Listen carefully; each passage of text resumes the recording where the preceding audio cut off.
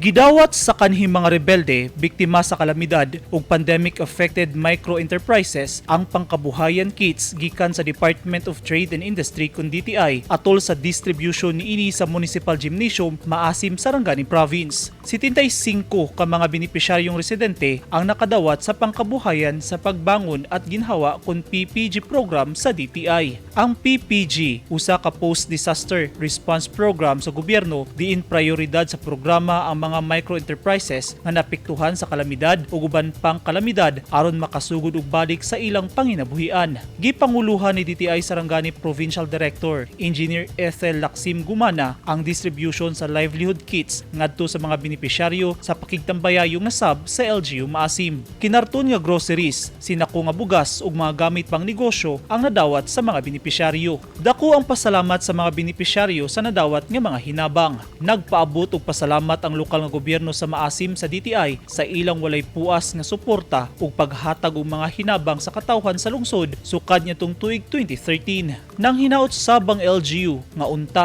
mamahimong mahinungdanon ang gipanghatag nga hinabang ngadto sa mga benepisyaryo ug mapalambo nila kini nga dakong tabang sa ilang pangado-adlaw nga panginabuhi. Eugene Hinutan, Newsline Philippines. Stay safe.